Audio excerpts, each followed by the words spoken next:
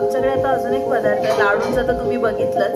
तर लाडूंनंतर एक पुण्याकडची special dish आहे, शिंगोळी बोलतात त्याला, आणि बऱ्याच ठिकाणी नाही केली जाते, पुण्या साईडचीच डिश आहे.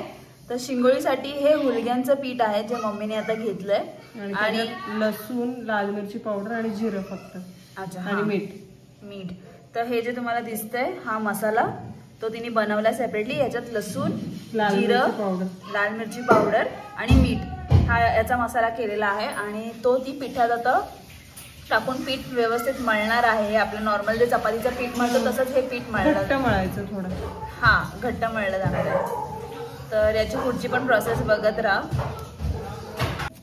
तर आता अशा प्रकारे हा शिंगोळीचं जे पीठ आहे ते तयार झालेलं आहे. मम्मीनी सेम चपातीच्या पिठासारखं मळलं आणि घट्ट मळलं. तर ह्याची आपण नूडल्स सारखे बनवणार आहोत ह्याला. तर तुम्हाला कळेल, एक प्रकारचे नूडल्सच आहेत ते पुण्याकडचे.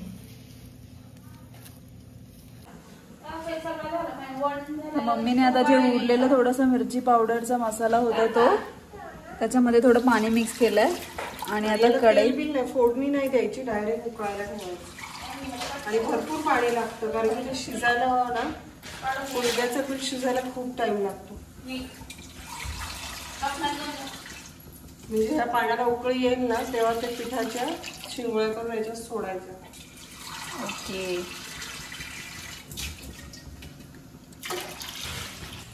तर आता जो मळलेला पिठाचा गोळा होता हुलग्यांचा, त्याचे असे मी तुम्हाला बोलली की नूडल्स हाताने केले जातात. आपले जसे नूडल्स असतात त्या प्रकारचा शेप त्या पिठाच्या छोटे छोटे गोळे घेऊन केला जातो. मोठं करतात, पण मला नाही येत, कारण की तसंही ते रशात तुटून आपण असंच खातो, म्हणून मी असेच करते. आत्तींना वगैरे ना आपल्या, त्यांना येतं छान असं अख्खच्या अख्खं एक असं पूर्ण वेढा करता येतो.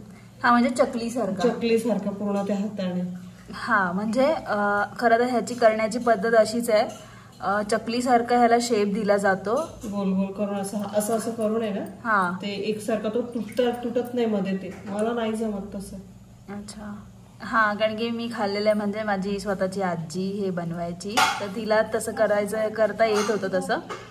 पण काही लोकांना नाही जमत, मग असं हे सोपं. मला तर हीच जास्त सोपी पद्धत वाटते. तसेही ते तुटणार असतात, मग असे नूडल्स बनवून खायला जास्तच ते चांगले लागतात ते रशामध्ये. शिजताना नाही तेल टाकायचं, जेवायला घेताना कच्चं तेल वरतून घेऊन. हा, म्हणजे याच्यात खाण्याची पण एक टेक्निक आहे याची. प्रत्येक ट्रेडिशनचे वेगवेगळे प्रकार असतात तसं. तर या शिंगोळीला तेल हा प्रकार वापरलाच नाही, तुम्ही बघितलं, रशामध्ये पण नाही आणि शिजवताना पण म्हणजे नाही टाकलं वरतून. जेव्हा हे शिजून होईल याचं आणि मग डिशमध्ये जेव्हा आपण वाढून घेतो तेव्हा वरतून आम्ही याच्यावरती तेल टाकून शिंगोळी खातो. तुम्हाला ती जेवताना दाखवेल आणि हिची कशी प्रिपरेशन होते ते पण. अशा प्रकारे हे शिंगोळी बनवून झालेली आहे, आणि इकडे रशाला पण उकळी आलेली आहे. तर मम्मी आता ह्याच्यात त्या शिंगोळी सोडणार आहे.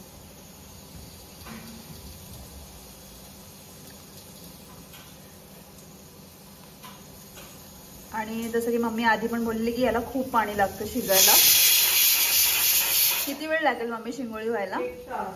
हां, तर ही रेसिपी जरा मॅक्झिमम टाइम घेते, म्हणजे 1 तास तरी लागतो याला.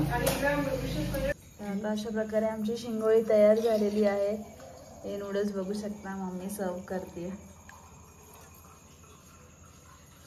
याच्यावर मस्त तेल टाकून भाकरीसोबत, बाजरीच्या भाकरीसोबत खायची.